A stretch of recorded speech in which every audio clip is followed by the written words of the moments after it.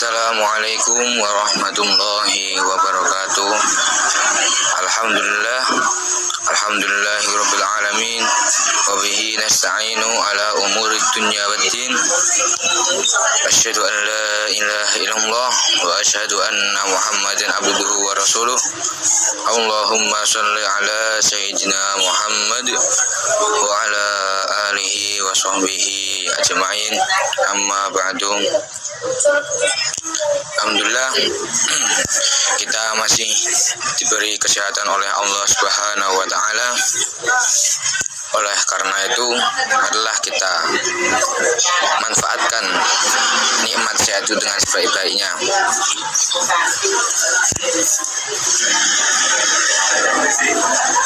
Dan semoga dosen kita, Pak Adi, dan teman-teman semua selalu diberi perlindungan oleh Allah Subhanahu wa taala dan selalu diberi kesehatan oleh Allah Subhanahu wa taala. Dalam perkuliahan manajemen operasional ini, kelompok kami akan membahas yaitu tentang manajemen proyek. Adapun tugas ini disusun oleh 3 teman kami. Yang pertama, Anggita Diah Kusumawati, NIM 201231073. Yang kedua, Muhammad Fakih Ulumuddin, NIM 201231079. Yang ketiga, Lutfi Hidayah 201231090. Baik, langsung saja kita mulai presentasi kita. Selanjutnya adalah penyampaian dan penyajian materi. Saya persilahkan pada teman kami. Monggo. Di sini saya akan menjelaskan tentang manajemen proyek. Manajemen proyek yaitu sebuah pengerjaan yang harus memobilisasi sumber daya manusia yang substansial, berisi pekerja manual, profesional dalam konstruksi, personal medis, dan bahkan tenaga keamanan. Di dalam manajemen proyek melibatkan 3 fase, di antara lain yaitu yang pertama perencanaan. Fase perencanaan ini meliputi penyiapan tujuan, penggambaran proyek, dan pengorganisasian tim. Dan yang kedua yaitu penentuan jadwal. Fase penentuan jadwal ini berkaitan dengan orang, uang, dan pasokan untuk aktivitas-aktivitas tertentu dan mengaitkan aktivitas-aktivitas satu dengan sama yang lainnya. Dan yang terakhir yaitu pengendalian. Dalam pengendalian perusahaan harus mengawasi sumber daya, biaya, kualitas, dan anggaran. Hal itu juga mengubah rencana dan memindahkan sumber daya untuk memenuhi kebutuhan akan waktu dan permintaan biaya. Baik, terima kasih. Di sini saya akan menjelaskan tentang teknik manajemen proyek, yaitu PRT dan PERT dan CPM. Yang pertama, pengertian PRT dan CPM. PRT dan CPM dikembangkan secara bersama-sama pada 1950, digunakan untuk membantu manajer dalam menentukan jadwal, mengawasi, dan mengendalikan proyek yang besar dan rumit. PRT singkatan dari teknik tinjauan ulang dan evaluasi program, merupakan sebuah teknik manajemen proyek yang menggunakan 3 waktu estimasi untuk masing-masing aktivitas. PRT mulai dikembangkan mandiri atau independen pada tahun 1950 oleh US Navy atau Angkatan Laut AS. CPM atau yang disebut metode jalur kritis merupakan teknik manajemen proyek yang menggunakan satu faktor waktu per aktivitas. CPM juga dikenal sebagai sebuah alat yang dikembangkan untuk membantu dalam pembangunan dan pemeliharaan pabrik kimia di DuPont. Yang kedua, kerangka kerja PRT dan CPM. Ada 6 langkah dasar yang dimiliki oleh PRT dan CPM yaitu sebagai berikut. Pertama, menentukan proyek dan menyiapkan struktur perincian kerja. Kedua, mengembangkan hubungan antar aktivitas, menentukan aktivitas mana yang harus didahulukan dan yang mana yang harus mengikuti semua aktivitas. Ketiga, menggambarkan jaringan yang menghubungkan semua aktivitas. Yang keempat, menentukan waktu atau estimasi biaya pada masing-masing aktivitas. Yang kelima, menghitung jalur waktu terpanjang melalui harian. Hal ini disebut dengan jalur kritis atau critical path. Jalur kritis adalah jalur waktu terlama dalam melalui sebuah jaringan. Yang keenam, menggunakan jaringan untuk membantu merencanakan, menentukan jadwal, mengawasi, dan mengendalikan proyek. Aktivitas-aktivitas pada jalur kritis mewakili tugas yang akan menunda keseluruhan kegiatan proyek jika tidak selesai tepat waktu. Karena jalur kritis merupakan bagian utama dari pengendalian suatu proyek. Manajer bisa mendapatkan fleksibilitas yang diperlukan untuk menyelesaikan tugas penting dengan cara mengidentifikasi aktivitas-aktivitas non penting dan perencanaan ulang, penentuan ulang jadwal, dan pengalokasian ulang buruh dan sumber daya finansial. Perbedaan utama di antara keduanya adalah PRT menggunakan estimasi waktu sebanyak 3 kali dalam masing-masing aktivitas. Estimasi ini digunakan untuk menghitung nilai yang diharapkan dan standar deviasi untuk aktivitas. CPM membuat asumsi bahwa aktivitas waktu diketahui memiliki kepastian dan dengan demikian hanya memerlukan satu faktor untuk masing-masing aktivitas. Meskipun pengertian dan dalam konstruksi jaringan keduanya berbeda, akan tetapi tujuan mereka tetap sama.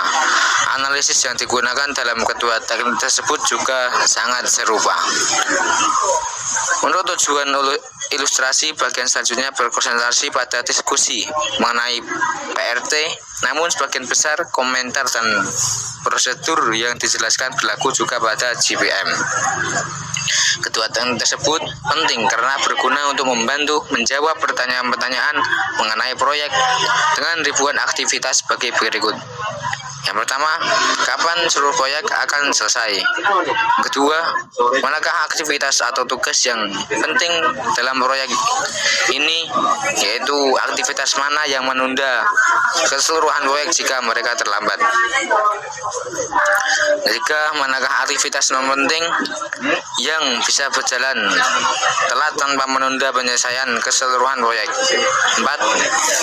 Bagaimana probabilitasnya bahwa proyek akan selesai pada waktu yang spesifik? Yang kelima, pada tanggal tertentu kapanpun, apakah proyek akan selesai sesuai jadwal, lebih lambat dari jadwal, atau lebih cepat dari jadwal? Yang keenam, pada tanggal tertentu yang diberikan, apakah uang yang dikeluarkan setara dengan kurang atau lebih besar dari jumlah yang dianggarkan? Yang ketujuh, apakah masih tersedia sumber daya untuk menyelesaikan proyek tersebut tepat waktu? Yang kedelapan, jika proyek akan dilakukan dalam waktu yang lebih pendek, bagaimanakah cara terbaik untuk mencapai tujuan ini dengan biaya yang paling rendah? Jadi manfaat dari PRT dan CPM adalah untuk menjawab pertanyaan tersebut. Lanjut, yang ketiga, diagram jaringan dan pendekatan. Langkah awal dalam sebuah jaringan PRT atau CPM adalah membagi proyek menjadi aktivitas-aktivitas yang signifikan sesuai dengan struktur perincian kerja. Terdapat dua jenis pendekatan untuk menggambarkan sebuah jaringan proyek. Pertama, aktivitas pada titik tumpul atau activity on mode atau disebut dengan on merupakan sebuah jaringan yang dimana titik kumpul atau node menandakan aktivitas. Kedua aktivitas pada tanda panah atau activity on arrow atau disebut dengan AOA merupakan sebuah diagram jaringan di mana tanda panah atau arrow menandakan aktivitas. Berdasarkan konvensi on titik kumpul menandakan aktivitas. Berdasarkan AOA, arrow atau tanda panah menggambarkan aktivitas. Aktivitas menggunakan waktu dan sumber daya. Perbedaan dasar antara AON dan AOA adalah simpul dalam sebuah diagram. AON menggambarkan aktivitas dan dalam sebuah jaringan AOA simpul menggambarkan waktu mulai dan selesai dari sebuah aktivitas serta disebut dengan peristiwa. Jadi simpul dalam AOA tidak menggunakan waktu atau sumber daya. Materi selanjutnya akan disampaikan oleh teman kami. Monggo. Menentukan jadwal proyek. Untuk menentukan jadwal proyek, perlu mengidentifikasi waktu awal dan akhir yang direncanakan untuk masing-masing aktivitas. Karena beberapa aktivitas bisa dilakukan secara bersamaan, menjadi jelas bahwa penyelesaian proyek mungkin memerlukan waktu total kurang dari 25 minggu. Untuk mencari tahu seberapa lama proyek memakan waktu, maka dengan cara melakukan analisis kritis. Analisis jalur kritis yaitu jalur waktu terpanjang yang melalui jaringan. Untuk menentukan jalur kritis dengan menghitung dua waktu awal dan akhir untuk masing-masing aktivitas yang dijelaskan pada satu waktu mulai yang paling awal atau ES, yaitu waktu yang paling awal di mana sebuah aktivitas bisa dimulai dengan asumsi bahwa semua aktivitas pendahulunya telah selesai. Kedua, waktu selesai yang paling awal atau EF, waktu yang paling awal di mana sebuah aktivitas bisa diselesaikan. Yang ketiga, waktu mulai yang paling lambat, yaitu waktu paling lambat di mana sebuah aktivitas bisa dimulai tanpa menunda waktu penyelesaian keseluruhan proyek. 4. Waktu selesai yang paling lambat, yaitu waktu paling lambat di mana sebuah aktivitas harus selesai sehingga tidak menunda waktu penyelesaian dari keseluruhan proyek. 5. Lintas depan atau forward pass, yaitu sebuah proses yang mengidentifikasi sebuah waktu mulai dan waktu selesai yang paling awal. Dan yang keenam, lintas belakang, yaitu sebuah proses yang mengidentifikasi semua waktu mulai dan selesai yang paling lambat. Variabilitas dalam waktu aktivitas. Dengan menggunakan distribusi probabilitas berdasarkan pada 3 estimasi waktu untuk masing-masing aktivitas sebagai berikut. 1. Waktu optimis, yaitu waktu penyelesaian aktivitas terbaik yang bisa diperoleh dalam sebuah jaringan PERT. Waktu yang akan diambil oleh suatu aktivitas jika segala sesuatunya berjalan sesuai dengan rencana. Dalam mengestimasi nilai tersebut, hanya ada sebuah probabilitas kecil, misalkan 1/100, di mana waktu aktivitas adalah kurang dari A. Kedua, waktu pesimis, yaitu waktu aktivitas terburuk yang bisa diharapkan dalam sebuah jaringan PERT. Waktu yang akan diambil oleh suatu aktivitas dengan mengasumsikan kondisi yang kurang menguntungkan, dalam mengestimasi nilai tersebut, hanya ada sebuah probabilitas kecil, juga 1/100, di mana waktu aktivitas adalah lebih dari B. Dan yang ketiga, waktu yang paling mungkin, yaitu waktu yang paling memungkinkan untuk menyelesaikan sebuah aktivitas dalam sebuah jaringan PERT. Estimasi waktu yang paling realistik yang diperlukan untuk menyelesaikan sebuah aktivitas. Trade-off dan mempersingkat biaya waktu proyek. Dalam mengelola sebuah proyek, tidak biasa bagi seorang manajer proyek untuk dihadapkan pada baik salah satu maupun keduanya. Seperti proyek berada di belakang jadwal yang sudah ditentukan dan waktu penyelesaian proyek yang sudah dijadwalkan telah dimajukan.